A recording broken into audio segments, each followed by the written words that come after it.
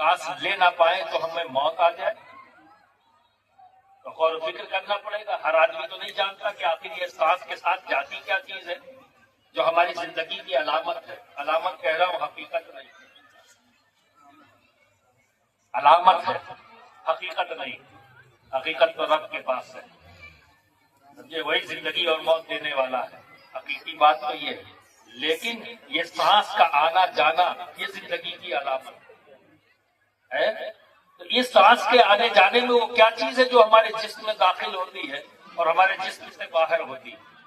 تو جب تحقیق کیا، علم حاصل کیا، جاننے کی کوشش کی تو پتہ لگا کہ آکسیجن ہے جسے جاننے والوں نے، صاحب علم نے بتایا کہ آکسیجن اندر جاتی ہے، یہ زندگی کی علامت ہے. اور باہر کیا آئی؟ وہ باہر جب نکل کے آئی تو وہ کاربن ڈائی آکسائڈ کہلائی. ٹھیک ہے.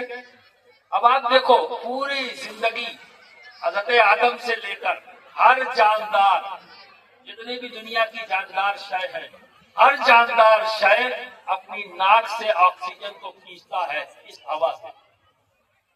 ہر جاندار شے. دنیا کا ایک ہے نا ڈائی میٹر، ایک حصہ تو ہے نا یہ دنیا ہے. ہزاروں سال گزر گئے اور ہر جاندار شے آکسیجن کھینچتی ہے. یہ آکسیجن کم کیوں نہیں ہے؟ ختم ہو جانی چاہیے تھی. بھائی اتنے سالوں سے سب لوگ پیچھے پڑے ہوئے ہیں تو کتنی آکسیجن اللہ نے پیدا کر دی اس ہوا میں جو اب تک ختم ہونے کا نام نہیں لے رہی. تو اگر اسے پیدا کر کے چھوڑ دیا ہوتا اللہ نے تو ختم ہو جاتی. اور اللہ نے پیدا کر کے ختم نہیں کیا، ایک نظام قائم کر دیا. یہ سب جو باتیں میں کہہ رہا ہوں اس کو بڑے غور سے سنیں. اللہ نے نظام قائم کیا. وہ کیا ہے؟ ہم لوگ لیتے تو آکسیجن اور چھوڑتے زہر ہے اپنے ہی لیے. اگر کسی کمرے میں کاربن ڈائی آکسائڈ بھر دیا جائے اور اس میں کسی آدمی کو ڈال دیا جائے تو مر جائے. وہ کسی اور کا چھوڑا ہوا نہیں، اپنے ہی چھوڑا ہوا ہے. لیتے آکسیجن ہے، چھوڑتے کاربن ڈائی آکسائڈ ہے. تو لیا ہے زندگی اور چھوڑا کیا ہے؟ موت.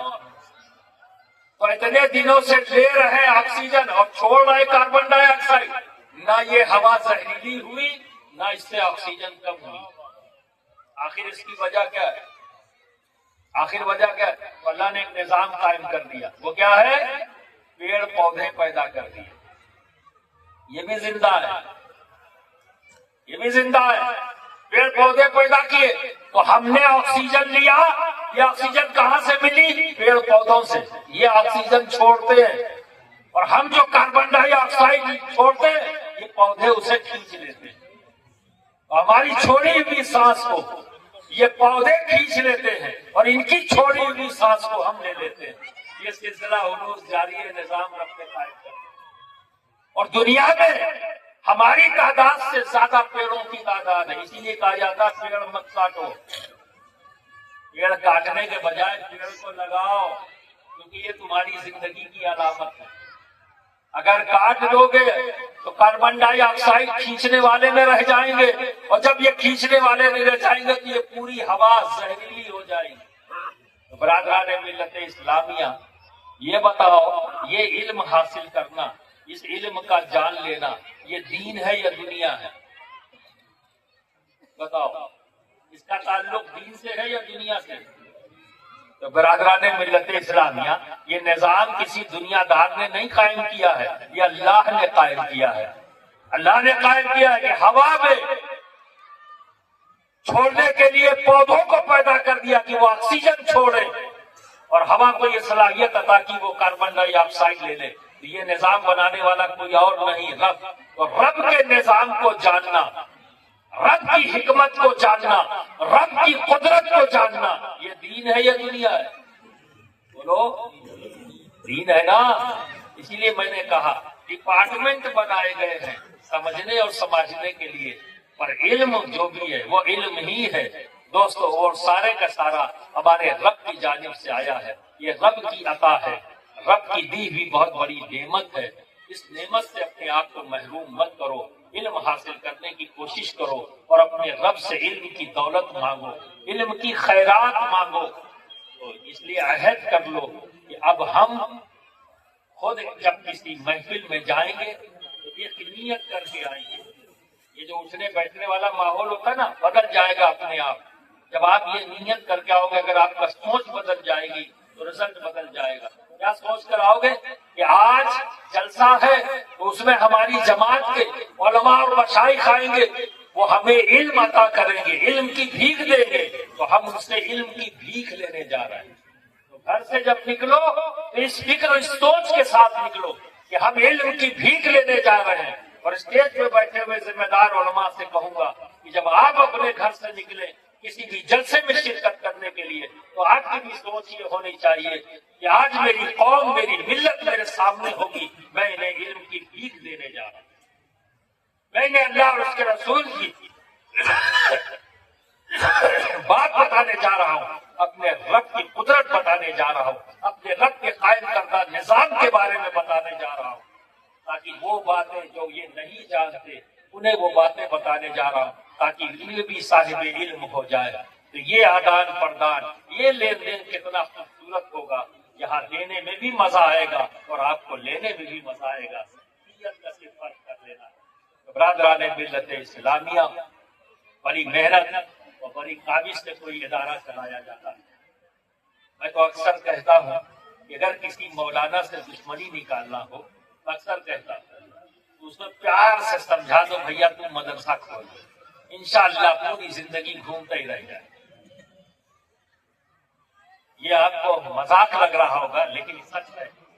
میں آپ کو احساس دلاؤں، آپ صبح سے لے کر شام تک محنت کرتے ہو.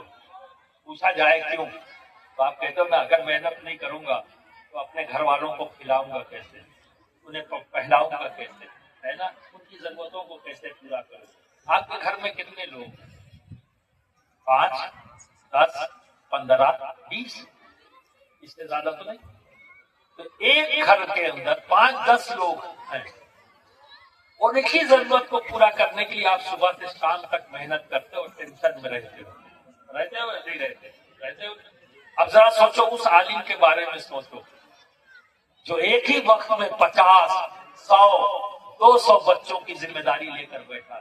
انہیں دونوں وقت کھانا بھی کھلانا ہے، ان کی تعلیم کا بندوبست بھی کرنا ہے، ان کی کتابوں کا بھی بندوبست کرنا ہے. سردی ہو گئی ہے تو گرم چیزوں کا انتظام کرنا ہے، گرمی ہے تو ان کے لیے ٹھنڈی چیزوں کا انتظام کرنا ہے. یہ سارے انتظامات کا بوجھ اس کے ذہن پہ ہے. ذرا سوچو اس کی ذہنی کیفیت کیا ہوتی ہے، کتنے تکلیف سے اس کا وقت گزرتا ہوگا، کتنا فکر کے ساتھ وقت گزرتا ہوگا.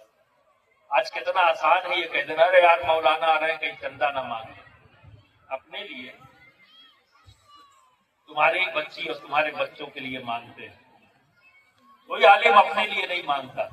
اگر وہ دامن پھیلاتا ہے تو آپ کے بچوں کے لیے، آپ کے پوتی پوتوں کے لیے، آپ کی بچیوں کے لیے. مستقبل تو آپ کے بچے اور بچیوں کا بنے گا. اس نے تو علم حاصل کر لیا لیکن اپنی ذمہ داری سے وہ بھاگنا نہیں چاہتا، کیونکہ علم ہی وہ دولت ہے جسے بانٹنے سے یہ بڑھتی ہے. اور ذمہ داری بھی ہے کہ علم حاصل کرنے کے بعد بانٹو. یہ ذمہ داری ہے جو وہ پوری کرنا چاہتے ہیں. تو میں آپ سب لوگوں کو پیغام دینا چاہتا ہوں کہ جہاں بھی مدرسے ہیں ان کے ساتھ جڑے، اس کی خدمت کریں. اس سے پہلے کہ وہ بولے، مزہ تو تب ہے کہ ان کے بولنے سے پہلے آپ جائیں اور یہ کہیں مدرسے کی کیا ضرورت ہے، ہم کیا کر سکتے ہیں، میں اس لائق ہوں، یہ میری شرکت ہے، آپ اسے قبول کر لیں. محبت کے ساتھ اگر یہ انداز اختیار کریں تو ہمارا کوئی بھی مدرسہ کمزور نہیں ہوگا. کیونکہ ہم کمزور نہیں ہیں. کاہے کو کمزور ہے بھائی؟ لاوارث ہیں ہم. لاوارث ہوتے تو کمزور ہوتے نا، ہم کاہے کو کمزور ہوں گے؟ ارے محبت سے ایک بار نگاہ اٹھاؤ، ہر گنبد والا تمہارا وارث ہے. بولو، ہر گنبد والا وارث ہے. اور یہ ایسے وارث ہیں جو کبھی تمہاری باتوں کو رد نہیں کرتے. بولو، کیا رد کر دیتے؟ جاتے ہو نا ان کے پاس، حضرت یہ کمی ہو گئی ہے تو